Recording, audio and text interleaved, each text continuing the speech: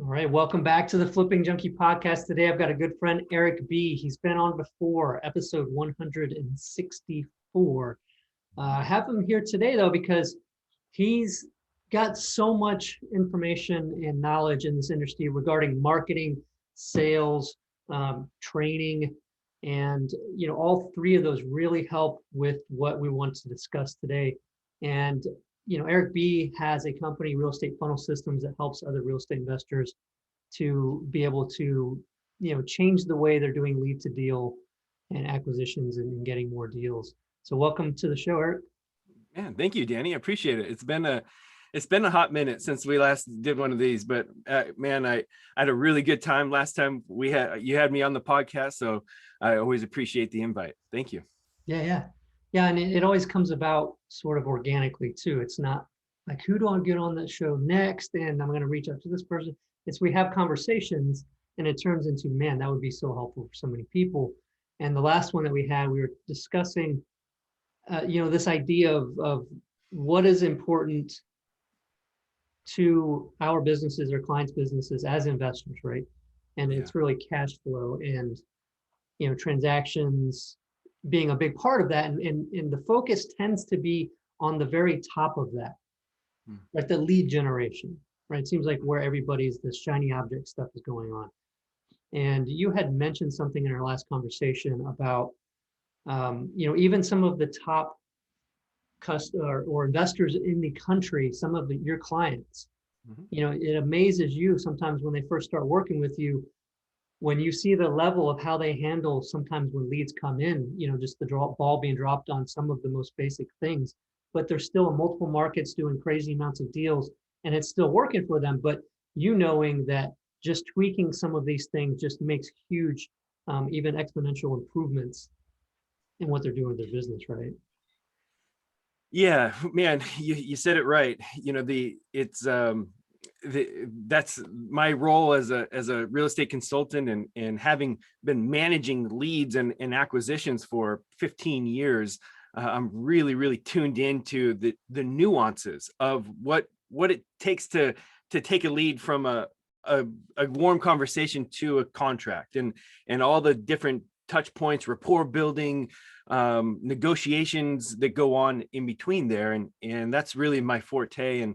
And so when I work with my clients on either, our marketing service or just the consulting side of it, that's the part that I really focus in on and really help our clients dissect and peel apart and really refine. And it's amazing what we can find within that process.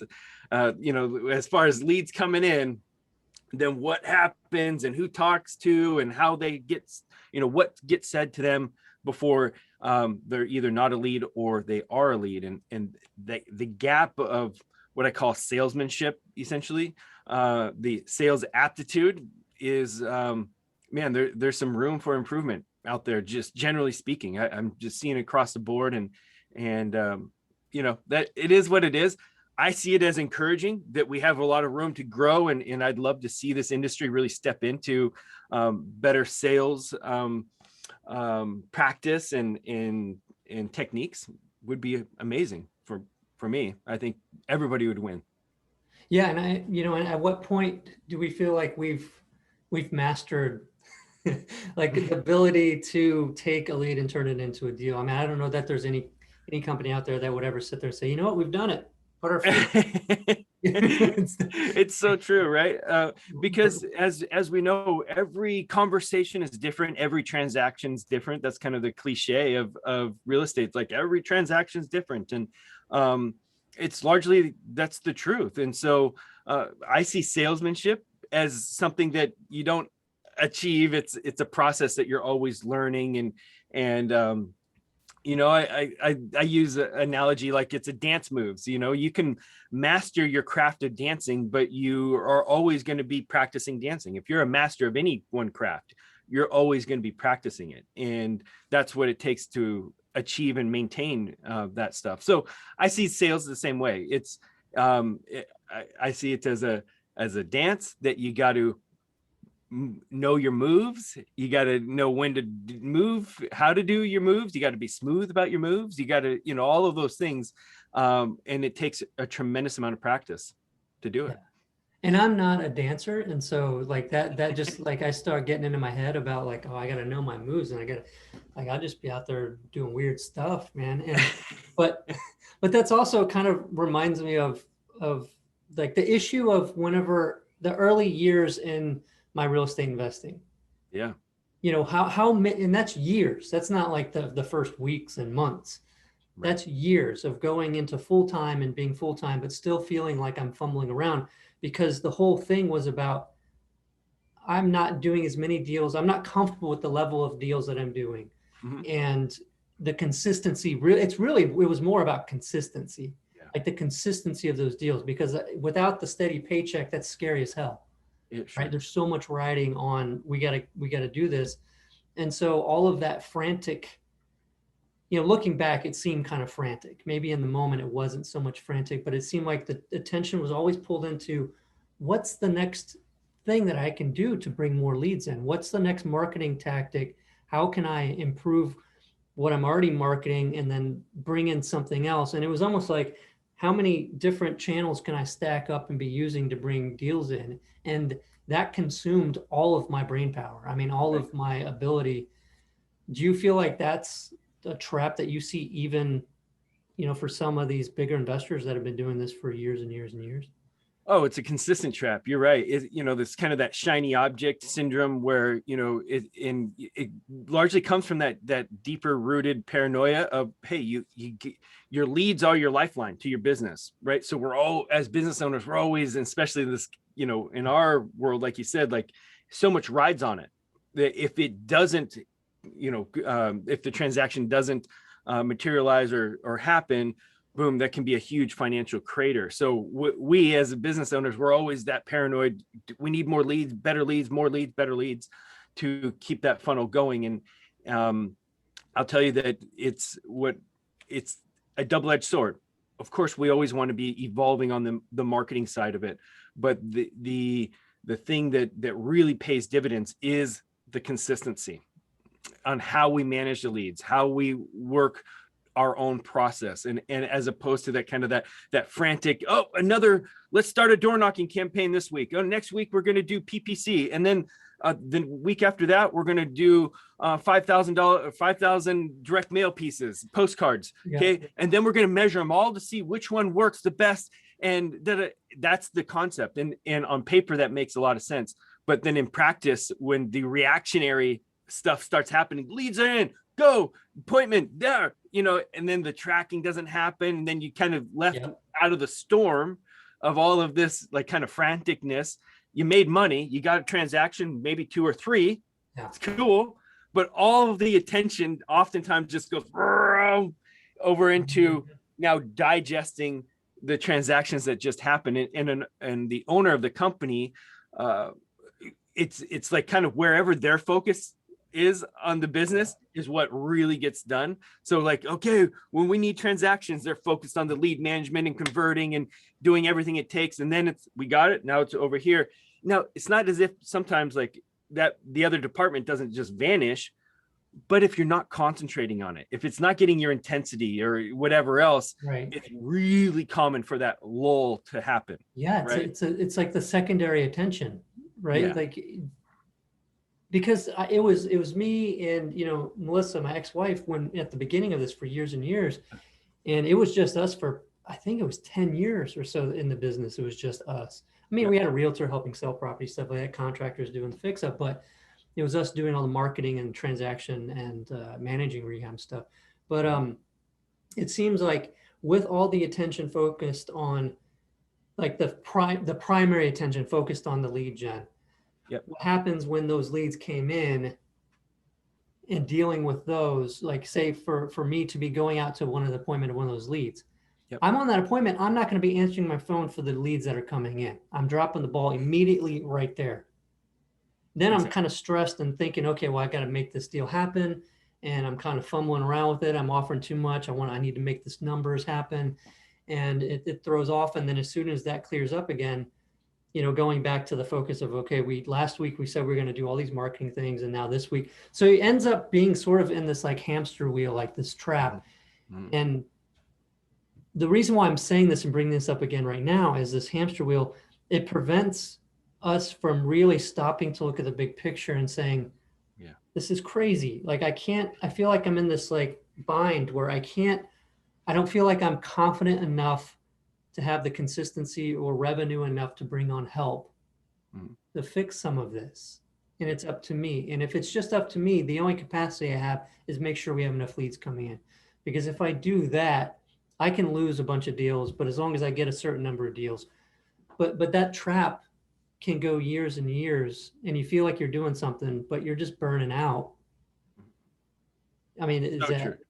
So true. Yeah, I see that all the time. I work with my clients right through that, and man, the thing that I love to consult my clients into as quickly as we logically can, per their business and circumstance, is a lead manager. It's like a setter closer business model with regards to acquisitions. And I find that it really works well. It relieves a lot of this kind of reactionary pressure when you have somebody that's managing leads and keeping relationships really good, and allows an acquisition person to be very focused on their role of the numbers, the negotiation side of the business. And that's income generating, the wholesale, the rehab checks, and getting those in consistently. And so I work with my clients oftentimes to really create a good lead management process, somebody that really owns that and creates a sense of calm there. And then the transactions happen with somebody else, and as far as the contracts and things, and it allows kind of a good cop, bad cop to exist, better lead management, better client experience as you go through, as the transactions happen. And it kind of like buttoning up those little steps really starts, the trickle effects start cascading through the rest of the business. Yeah, that's really beautiful, because even if it's just you or you and one partner or something doing the business, and you start looking at those pieces of what happens, how is this, what is this process of handling this lead intake and transaction and going to acquisitions? What does this process look like, and what are the steps that I'm doing here, and what can I do to improve those that really don't take much, if any, energy at all, right? And that's exactly right. And then you're doing those things, and then you're getting more deals, and so that means that you're not having to market as much, which takes time. You're not having to take as many calls and leads and process those leads, analyze them, stress over whether they're a deal or not. That's taking all kinds of energy off. It, like you said, it starts to compound, and you find yourself being launched of this hamster wheel, I guess, right? Because then you can see how, and then whenever you're bringing somebody on, you already have something in place that you're going to tell them to do, and it's not like this all in your head stuff. Well, I know what to do now. I need to transfer that knowledge to this person. That creates a mess too, right? If somebody doesn't have the documentation or processes in place before they bring on people. Have you seen that before? Oh, constant. Yeah, that's one of the most common and classic ones. And kind of going back to the lead management role there, that I'm such a huge advocate of, and it was, I kind of had one of those aha moments in my career where we were doing high volume and over 100 transactions a year, and the key to all of that and the whole engine, really at the end of the day, it really came down to the lead manager and how they were able to keep the calm, keep the CRM, our lead management software, as tight and as good as it needs to be, because garbage in, garbage out, as we know, it's only going to be as good as you use it. So that's the other thing one of the reasons why I love your software and what I fell in love with it right from the very beginning. The first webinar that you ever exposed it and I saw it, I mean, it took me 3 seconds to really hone in on your thought process of simplicity and really focusing on what matters in the lead management process and having that in such a clear display.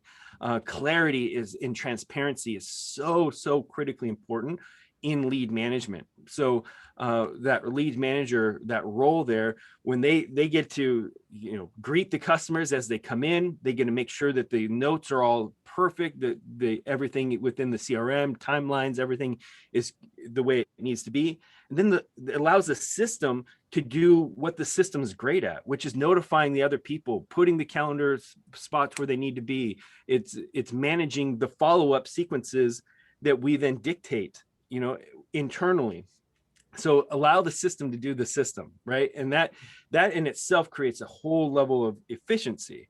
And then now the closer, if you will, the acquisition manager or closer, keeping their role as efficient as possible. You know, so a really good lead manager role not only sets the file up really well, but creates the folder, the digital folder, pulls the profile, starts the top portion of the deal analyzer, and really sets the file up really well for that acquisition manager. Then they're like, okay, man, they got the lead handover, the profile, all of the base work is done. All they need to do is complete their desktop analysis and then roll that out into the field and then, you know, present well. You know, like that's what this is all about, is really showing up well at an appointment, because that's the highest point of conversion, getting to an appointment. Yeah, and I want to ask you about more about your process and do it, because I know that's a big part of your coaching, your training, and what you guys do. So I want to definitely get into that. And to start with, you know, with the Forefront CRM that you're talking about, and we just changed the name, so that's the new name for it, the Forefront CRM. But Absolutely. But the visual aspect of it, you know, being like, you know, a pipeline, sort of like the whiteboard, right? And that's what we kind of took the idea of. And most real estate investors' offices, you got the whiteboard with the properties and what stage they're in and what you're doing with it. And that's kind of what we built, so that you could just look at it and say, okay, these properties are here. They're over here awaiting, you know, contact, the initial contact or something. These ones over here have appointments set. These we're negotiating with, and these we've, you know, have under contract, we're going to close. And then you guys customize all that stuff. But the big thing about, like, you can build a system with all this fancy stuff, right? And we want it to be powerful, and we have been building a ton of different features in there. But at the end of the day, it's so interesting that you've told me, and other people have told me, just like the important stuff in here is the notes. Yeah. Like a timeline of what's happened and where we're at with it in the notes, because then anybody on the team, and even if you have turnover on their team or you add somebody to your team, like there's no amount of having to like copy over or like show people emails. Like everything is just kind of centralized. And it's kind of amazing that communication really tends to be, you know, the big point of everybody being on the same page, so that when different people are talking to this seller, it's very, you know, organized and professional and seamless. Yeah, but it's incredibly important. It's a relationship management, you know, like that is what everything that we do in our business is all about, the relationship and or rapport, right? Relationship, rapport is the same. And so your software allows for, you know, the Forefront with the notes the way they are, the recorded phone calls, catching up on, you know, before you interact with the lead and just listening to the last, you know, little bit of a phone call right there in your notes prior to jumping in to make another phone call or whatever else. It's incredibly powerful, and it just allows for that clarity for amongst everybody to exist. And when you have that level of clarity within your pipeline or within your business, it allows for more confident, faster decisions. So are we going to buy that, or are we not going to buy that? Are we going to wholesale that, or are we not going to? Well, a lot of times those decisions depend upon the pipeline. What exit strategy are we going to move forward with? Are we going to wholesale it or rehab it? Largely depends on how many projects do we have right now. Do we want more? Where's that pipeline look like? Should we be wholesaling right now as opposed to picking them up? And in Forefront, you can just see everything, boom, right there as a business owner, and have that confidence to make those decisions. So it's been just a tremendous management process for us and efficiency steps. Man, appreciate you saying that. I'll send the check to you later for the. But actually, Erik, I think I said this in the last podcast episode. The way we started talking was that he just, was contacting my team over and over, trying to get a hold of me. And I was like, what does this guy want? I didn't really know you at the time. And said, well, he keeps reaching out. I'm going to call him to see what's going on. And it was simply to tell me what he thought of our software, and that he liked it so much. And obviously I'm going to listen, right? Like, you work so hard on something and somebody's dying to tell you how much they like something. So it's just really cool how that's all just been, a friendship built on that. And then, helping kind of guide, some of the gaps in the system and all that kind of stuff has been hugely helpful for us. So I really do appreciate all the feedback that you've given us, and even customers that you've actually brought because you recommended to your clients. All the time. Yeah.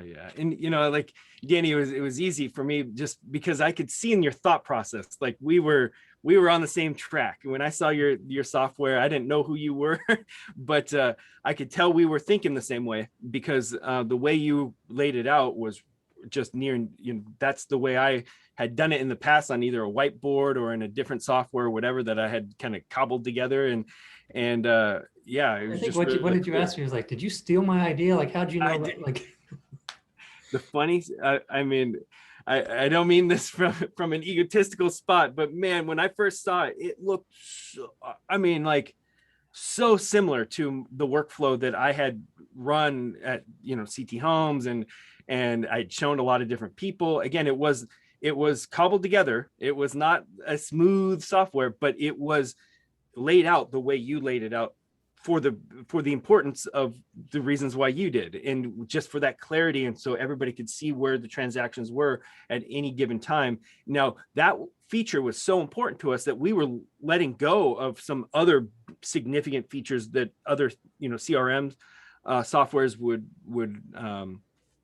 give us, but we needed to have that simplicity and just that dashboard. So again, when I saw yours, I was like, man, this guy is on the same wavelength as I am as far as managing leads. And like you said, man, we had a great conversation, and I think we see the business largely the same way. And marketing strategies come and go. There's so many different marketing strategies. You can go door knock the neighbor's house right now, and that's a new marketing strategy. It's whether you're doing direct mail, postcards, sending text messages like we do like crazy, or cold call, that's all fine and dandy. And those are going to change, and you're going to adjust, and some are going to be great and some are not, and then they'll come back. But what needs to be consistent, in my opinion, and what provides longevity in your business is how you manage your leads. That's your relationship. That's your reputation. That's everything. Once people come into your sphere, how do what impression are you leaving upon them? What is their experience all the way through it? That's the part that I'm so critical of in the game of real estate. And I see myself as a real estate professional. So I work really closely with listing agents, wholesalers, rehabbers, landlords, all of them. They're all my clients on all levels. And so, how the words that we say when we meet them, the options that we provide them for them to sell their house in the best way that they see fit, how we support them and all that, it all really, really matters. And everything, we dissect every step of that and make it as efficient as possible. Yeah. And a big part of what you, teach and what you're focused on, and if you're listening to the podcast, you didn't see the video part where Erik showed his folder, like credibility packet deal that they take to the properties. And he's got that built into an iPad system to have those kinds of things and all those. So it's the right documents, the right words to say, like the different presentation, right, that goes along with showing a seller different things. Can you explain how that works, the benefit of that, and how that puts you guys above the competition and being professional and getting more of the deals? Yeah, as we know, it's so competitive out there right now. In real estate, the inventory shortage is just it makes it really, really competitive and challenging to get transactions, to work with motivated sellers right now. And that's nothing new. We've been saying that for a long time.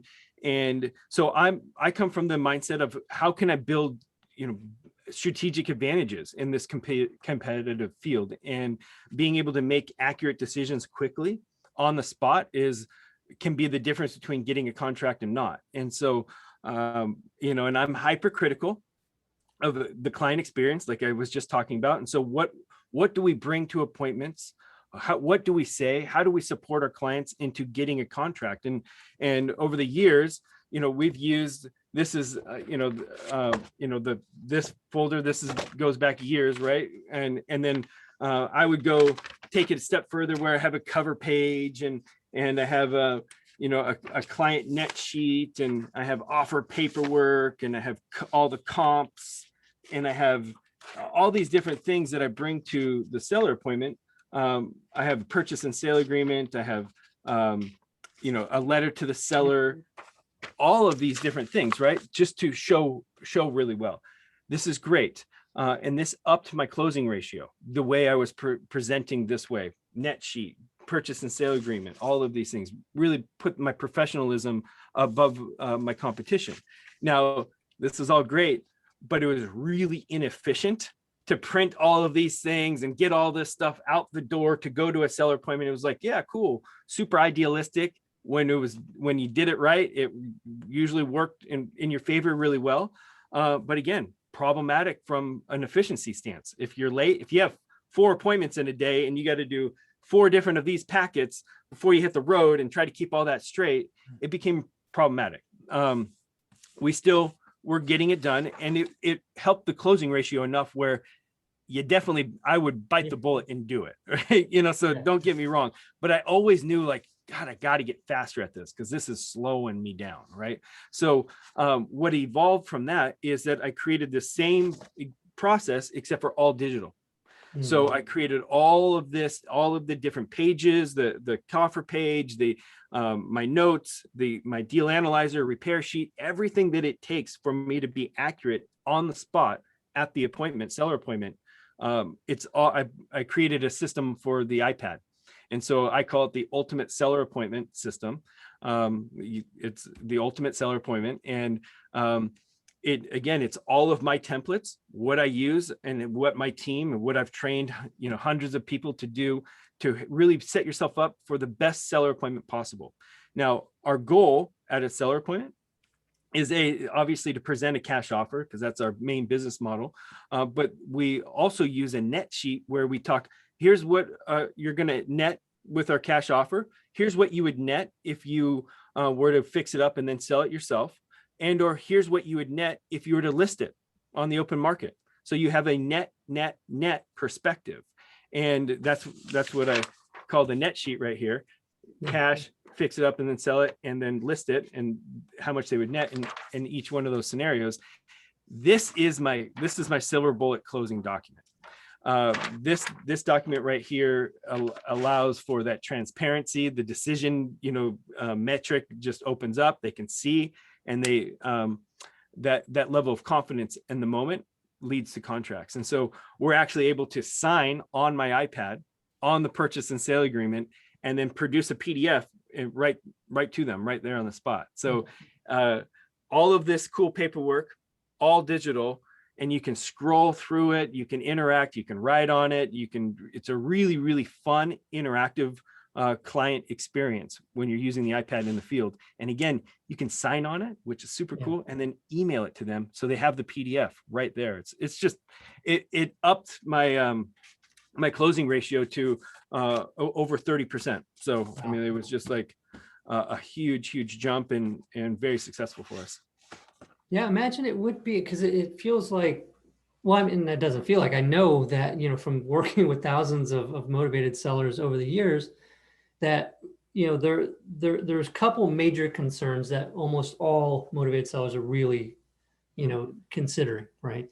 Can I get more Yep. Am I gonna not get as much as I could have got, right? That's just a given, should be common sense. Yep. And is this person actually going to be able to follow through, Mhm. right? Is this going to get done, right? Can I believe them, Yep. right? And so I think those two combined, right? If you're showing, because you talked about in some of the things that you show comps, right? Like you're going to be honest with them and show them. Obviously, you need to show them comparable ones that needed work too, or things like that. But just giving, and you don't have to do that if that's just something that doesn't work out. But having, giving them maybe even several options, or just showing them, that you've done the research, what the property values are. You're not just coming in and saying, I'm going to give you, half, and then just see if you might take it, right? Just like shooting some crazy low, like it feels like you did the work to figure out how much you could actually pay.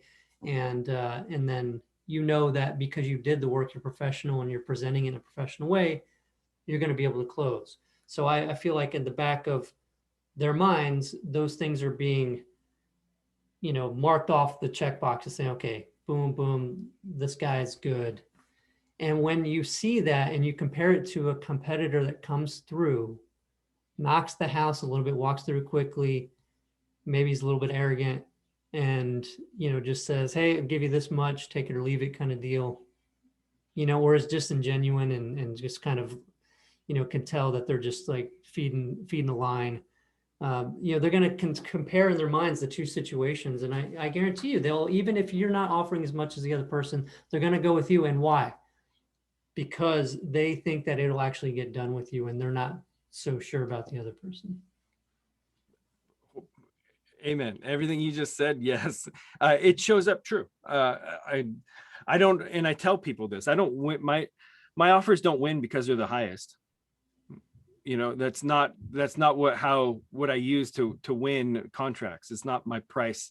It's professionalism, it's transparency, it's trust. It's all of those things that I use to win. And so what you just said, I love standing in the face of that.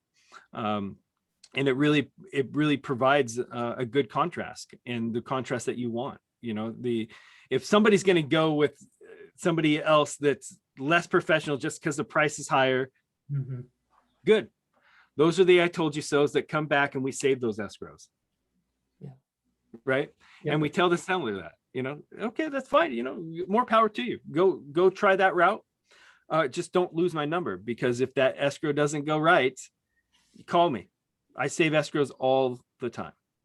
Absolutely. So when you started transitioning into this, and it might not be a very clear moment, and so exactly, but how would you feel like you had got more of the deals at the seller appointment, or do you feel like the amount of following up you had to do still kind of remained the same? You just ended up getting more of the deals. Oh man, great question. I started closing at the seller appointment. That was the biggest shift in my business. Is I used to call myself, oh, don't worry, I'm a two-step closer. I go there, I meet them, and then I follow up. It's all about the follow-up, guys. And I would preach that and say that, and it's not that doesn't work, because surely it does. I've proven it. But I can tell you, when I made the mindset shift to get contract at the appointment, that's set the stage, set the expectation, and be ready for it, and get it. That upped my results across the board. And so I said I use that 30%, because that's what my closing ratio ended up going to, was a 30%. And it was those types of adjustments that made it. The iPad system really allowed me to kind of step into that moment and have signed the contract being accurate. Now, the reason why I'm saying that is because I have my deal analyzer on my iPad. I have my repair sheet on my iPad. I can auto populate forms. All of that can seamlessly happen on my iPad while I'm there. So I can make the appropriate adjustments and still have the confidence to sign that contract on the spot. And if you do a good job, that is the spot to do it. Sign on the spot, get it done. That's the time of the appraisal. That's what we're doing as acquisition people. We're appraising the house. That's the time of the appraisal. We go there, we see the condition, we drive the comps, we know the value. That's the way it is. Okay. Having it dialed in, and and you're getting more contracts. Not only that, with less follow-up needing to take place, you're freeing up more time for you and your team as well. Yep. Right. It's just all the way around. Just makes everything that much better, makes you that much more of a dominant force in that market. Yep. And shutting the door that we all know happens when you walk out, and then a better salesperson walks in and gets that listing or gets a contract, and you're like, oh, I'm following up. Yeah. And some of them will require follow-up. They won't go with anybody, and you got to follow up. Right. Sure. What is your recommendation when that does happen? What is your recommended follow-up procedure? Say you feel like somebody's pretty motivated, they're not just trying to see what they can get, and they can do 20 different things. They could fix it up themselves. They might not really need to sell. If you got a semi-motivated person that you feel is probably going to decide within a couple days or a week or something, what is your recommended approach for follow-up in situations like that? My recommended approach is to match their urgency. So with follow-up, I believe it's the ability to match where they're at with that follow-up. So I know that's not a universal answer. It's a unique answer in the sense that every individual you should measure that. Do I need to follow up urgently, daily, boom, boom, boom, boom, with this person, or would that hurt or help our rapport? Okay. And so, it's the simple analogy of like, if somebody is not in a hurry and you're following up like a machine gun, you're going to kill it. Right. But if somebody is in a hurry, that's where the pushy comes in. Right. But if somebody is in a hurry, but you're like, oh, I'll talk to you next week. You're free next week. Right. And they're like, dude, now, right. It's the same extreme. Right. It just doesn't work. So our goal is to match it. That's what we want to do. So asking permission, when's the best time for me to follow up with you? Is it okay for me to follow up with you this Friday? Is that too soon, or is that going to work for you? I want to match your urgency. And whenever I say that to clients, respect, they just, man, I appreciate it, man. I need follow-up. I need that reminder. So I appreciate somebody that's a good follow-up person, but I'm also not going to enjoy it if you're following up with me every day. So you asking and respecting this space with me is wonderful. That's the air that we create with our sales. And so, there's some moments, as we all know, it's stop, drop, and roll. In other moments, it's like, dude, cool your jets. Don't call me. Yeah, I love that answer, because that's even with current, some forefront customers. Mm-hmm. So we have Q&As every 2 weeks, and we get on and we talk shop and do all that kind of stuff. And one time I was asking, who's not doing follow-up here? Who's not utilizing the automated follow-up? Yep. And several people that really shocked me. I was like, are you serious that you're not using the automated? And then some of the other people that were in the call too, some of the other customers were like, what? Like, you guys are leaving so much money on the table. And so it was beautiful, because we got into the why are you not doing the follow-up? What's the reason behind it? Thinking maybe they don't know what to say. They don't have the time to set it up maybe, or don't really know how to do that. But no, it was almost always either I or somebody on my team, my acquisitions people or whoever else, felt like it was being pushy. Right. Felt like it was being salesy. But like what you're saying is, it's because you're not matching what the thing is, their urgency is. And the urgency is not going to be a scale of 1 to 100, right? Where every digit in there is a different kind of sequence, right? It's more of grouping them into, okay, this person is pretty urgent. Yep. And they're going to need this kind of like daily follow-up. Yep. Switching it up, right? Email, text, call, that kind of stuff. And then this other one is like really just, I'm not sure really what we're going to do with the property, and I'm just going to talk with the family, and we might end up doing this or that. And so you have it on something that's a little bit longer maybe, or not even longer really, because I think the length of the sequences, and let me know what you do, but I would imagine that the best thing that's really worked is the the length of the sequence doesn't matter as much as the frequency at the beginning of what you're doing, because you're not going to hit them daily for a year. I sure hope not. Not if you want to get a transaction done. You're spot on, Danny. And what we've built within Forefront within your software is having the follow-up sequences go from lead from one to the other. And so we really lean on that from a stance that we have one that's trying to get a hold of you, follow-up sequence. So as soon as somebody goes off that edge of like, oh, we're playing phone tag, we're just trying, they're not, early on in the relationship, we're just missing each other, we'll put them into the trying to get a hold of you follow-up campaign, and that has its sequence. And then if they don't reply to that, then it goes on to the other sequence. It's like once every 30 days. And so we'll have this urgency pattern. Then if they don't get it, then boom, it goes into like a medium pattern. And if they don't get that, then it'll go into an even longer pattern. But so we're able to like and you can reuse them, fluctuate those follow-up patterns from an urgency pattern to give them some space, breathe. Then once they go through that one, put them back to an urgency one where so you can really have them cycle from one to the other, which creates this more unique style of follow-up patterns. So we're utilize that within your software all the time. And so I'm a huge advocate because of efficiency to really lean on the software and let the software do what it does really well, which is the follow-up sequences. So I hope everybody's getting this. This is gold here. I mean, like even just this idea of, slowing it down, speeding it up, slowing it down. That's interesting. I've not ever really heard that. And I've always done things where it just slowed down and got further and further apart the longer you went out. That's interesting because you do make it like easy to ignore if you start doing that. But then if it's like daily, it's like they maybe stop and think again. Maybe I should reach out to this person. That's interesting. I like that a lot. We're always playing with that type of psychological follow-up. It's really dynamic. In sales, we always say, the fortune's in the follow-up. It's an old cliche that's true.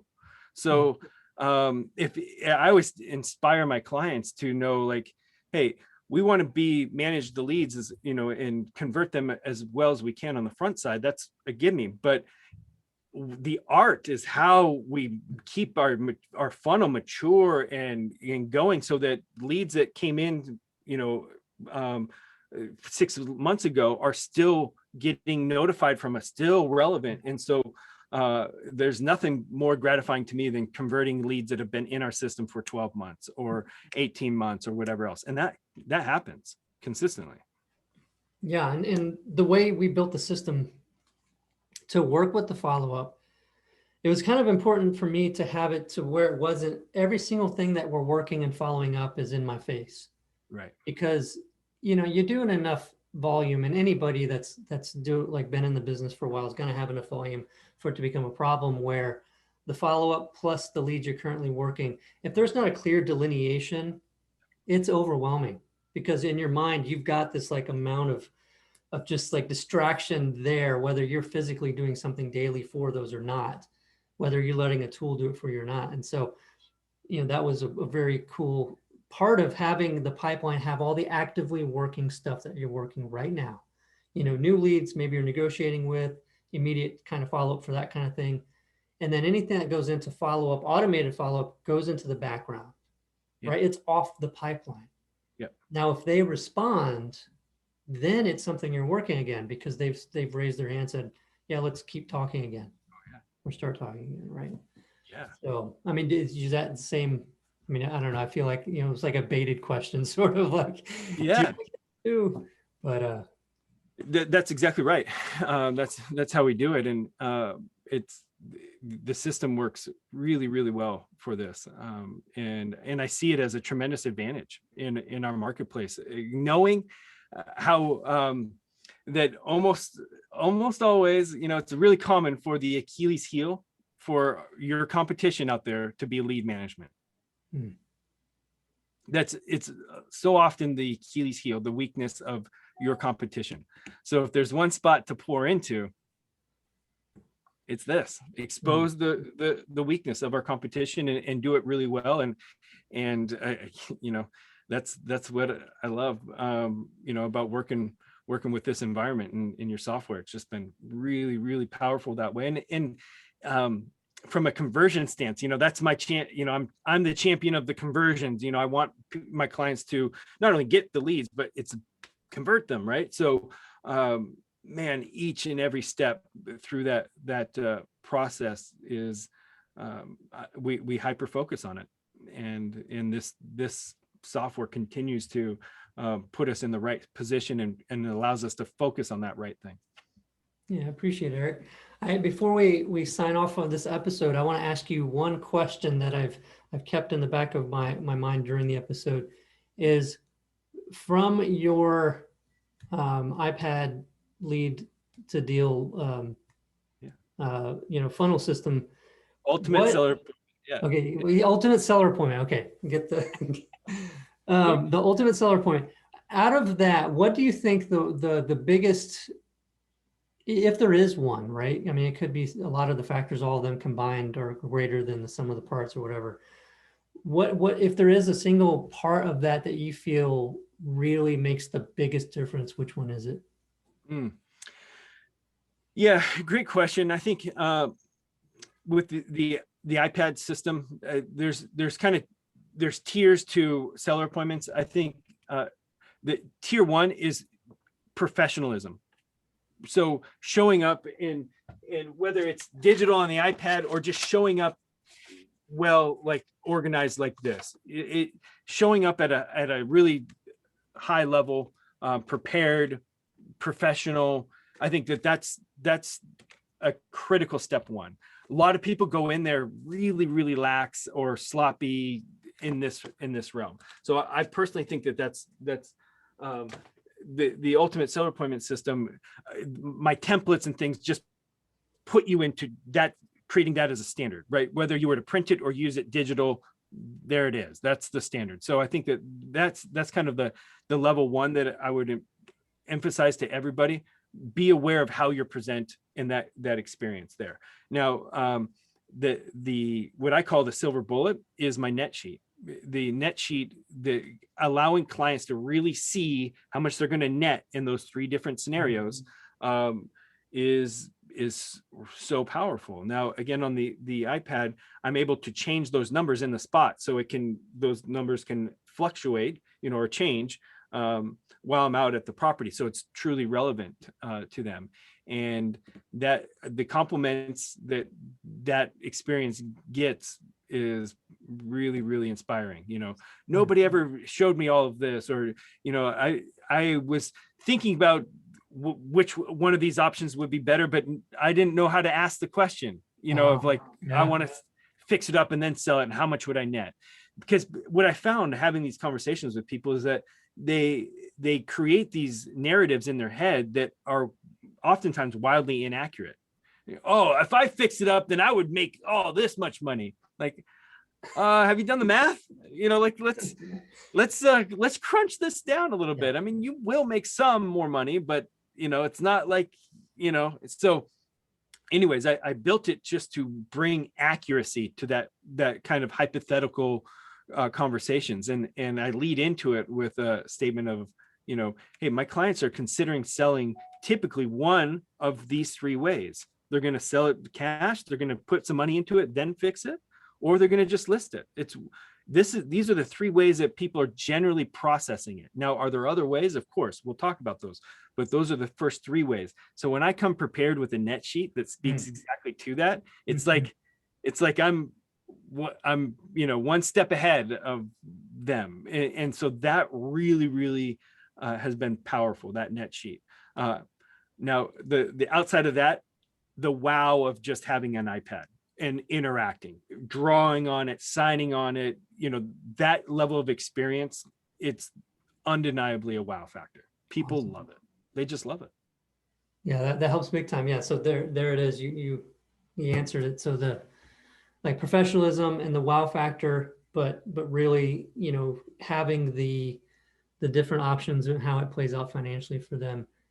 that gets into sort of the marketing thing of understanding the problem better than them a little bit, and then being able to show that you do, which shows that you understand it with them and what they're going through, which, can't help but help you connect with them, right? Which is really what we're doing when we're doing that. But man, this is awesome, Erik. I appreciate you coming on the show again and sharing what's the vast knowledge that you've got from all the years of training and being a part of some big organizations that really have trained, thousands and thousands of investors and even work for the company that did so much investing and then your own investing. And so anyway, I can keep mumbling about stuff like that, but you're awesome. You're great. Thank you for sharing all that you No, I shared. appreciate it, man. I honestly, it's been great. I love working with people like you, like-minded professionals, and so that's why I was always so aggressive at the very beginning, is because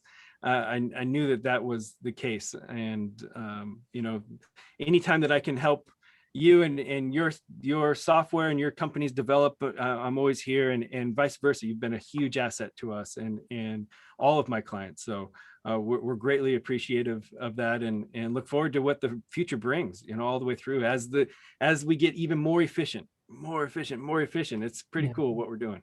Awesome. Well, thanks, Erik. And if anybody out there listening or watching wants to get a hold of you or find out more about what you do and what you offer, or even just to talk to you, what's the best way for them to reach you? Yeah, you can check out our website, ultimatesellerappointment.com. Is our product for that, ultimatesellerappointment.com, or our main website is realestatefunnelsystems.com, and that's for our done for you marketing and consulting services that we offer. So but yeah, any which way, hit me up there. There's contact forms throughout that, but we monitor all that stuff like crazy. Our YouTube channel, it's something that we're growing, putting out a lot of content on our YouTube channel. So definitely check us out, Real Estate Funnel Systems on YouTube. And yeah, hang out. Have some fun. Thank you, Danny. We'll be in touch for sure. Sounds great. See you, man. Bye.